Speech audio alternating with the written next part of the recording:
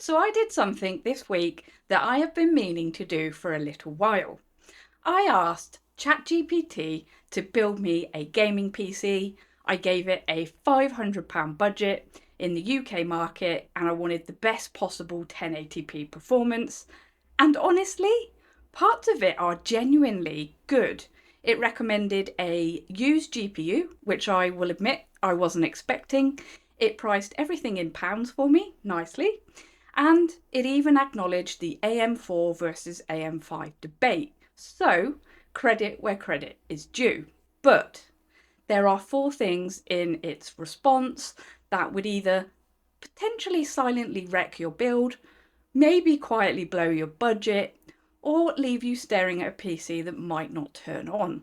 ChatGPT has absolutely no idea that any of them are there. So today, I'm going to walk you through exactly what it said, exactly what it got right, and exactly where, if you were to follow this blindly, it might cost you.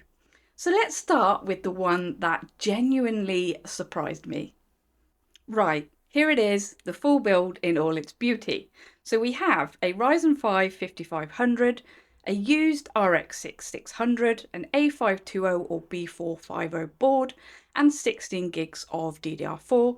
I'm going to pop a full list in the description in case you want to take a look. But at a glance, this looks really reasonable, and it mostly is. Let's go through, though, the four problems that I have noticed. I'm going to start with the budget itself, 495 to 510 it says right there.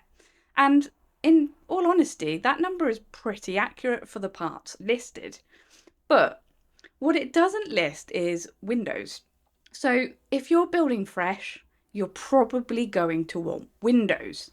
Now, there are a couple of ways around this. So of course, you could install Windows for free and run it unactivated indefinitely, but obviously you will have watermarks and some minor restrictions. And obviously Linux is also an option, although this might not be ideal for most gamers. So a Windows 11 home license at retail is about £120. That's not in this build. That's not mentioned anywhere in this build. So your 500 PC is actually now sitting at £620 before you've even turned it on for the first time. ChatGPT doesn't tell you any of that. It just leaves probably one of the most obvious additional costs. And I say obvious, obviously if you're a newbie, you may not even think of this.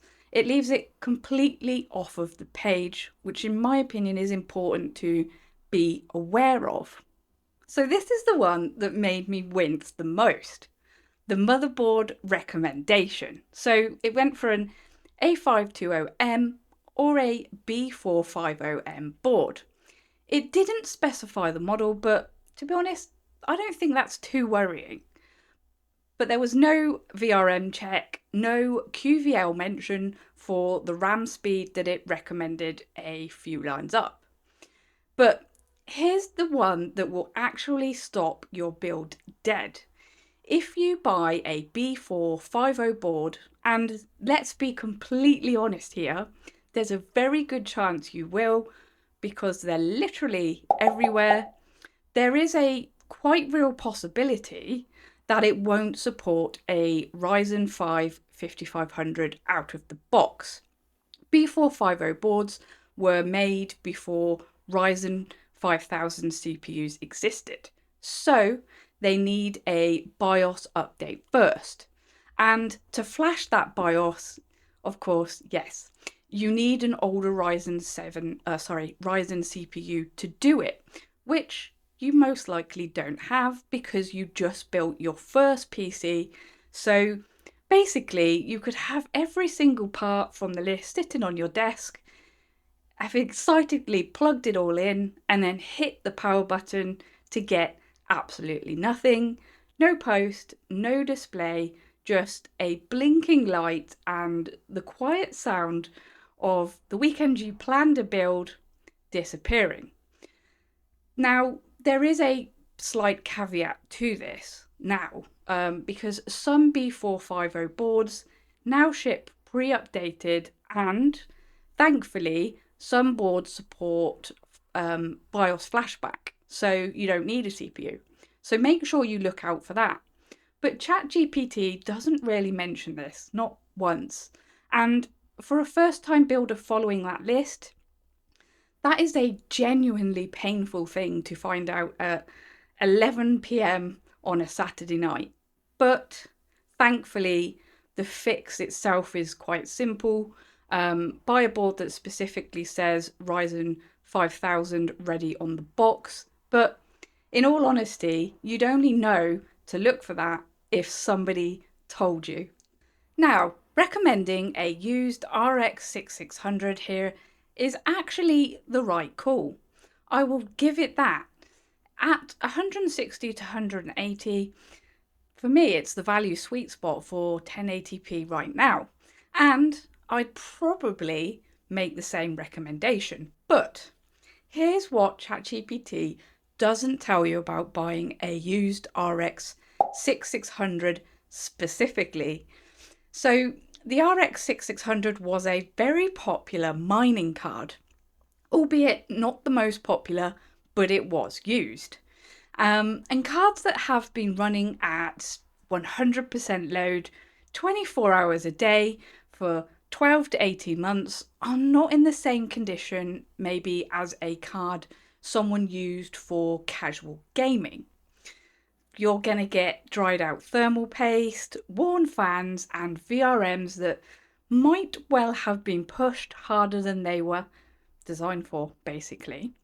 So ChatGPT says buy from a reputable seller and use eBay buyer protection. And I totally agree with that, and it's fine as far as it goes.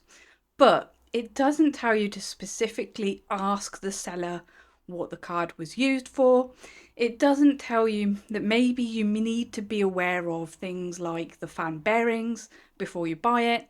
And it doesn't tell you that a card running maybe 10 degrees hotter than it's expected under load. So all in all, you can't really grumble at the recommendation itself, but just be aware of those things when looking and before you click buy, and know that buying used is a little bit of a gamble.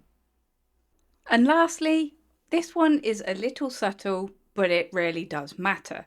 So ChatGPT does acknowledge the AM4 versus AM5 question.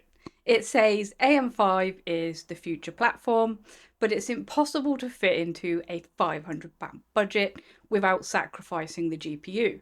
That's actually very, very fair and accurate, but it then says you can later upgrade to a Ryzen 7 5700X3D, which is still an excellent gaming CPU. And that's where I would push back slightly, because yes, the 5700X3D is excellent without a doubt, but it is also essentially the ceiling of AM4. That's the best chip this platform is ever going to get because AMD has moved on. So what ChatGPT is calling a future upgrade path is slightly questionable. It's just the top of a closed ladder. Now, is AM4 a bad choice right now? No, absolutely not. For £500 in 2026, it still makes sense. But there's a difference here, and the trade-offs with full context and you can upgrade later. ChatGPT chose the softer version of the two. So when you're spending your money, you deserve the harder version so that you can take it into consideration.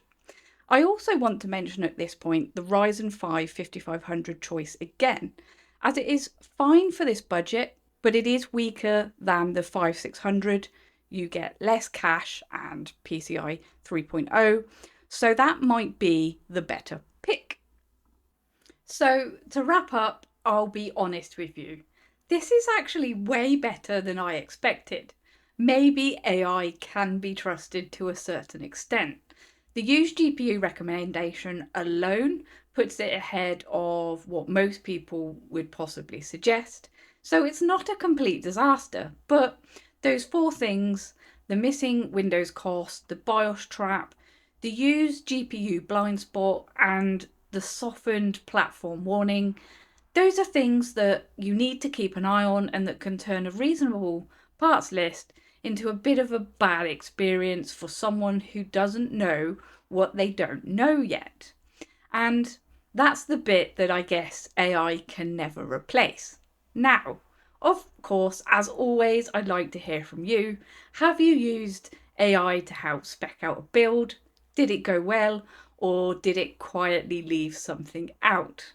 Tell me all about it in the comments. I genuinely do like to hear from you all. Apologies, I've been a bit quiet of late.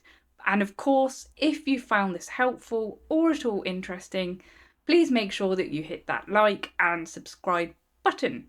But that's it for today, guys. Of course, as always, take care, and I will see you on the next build.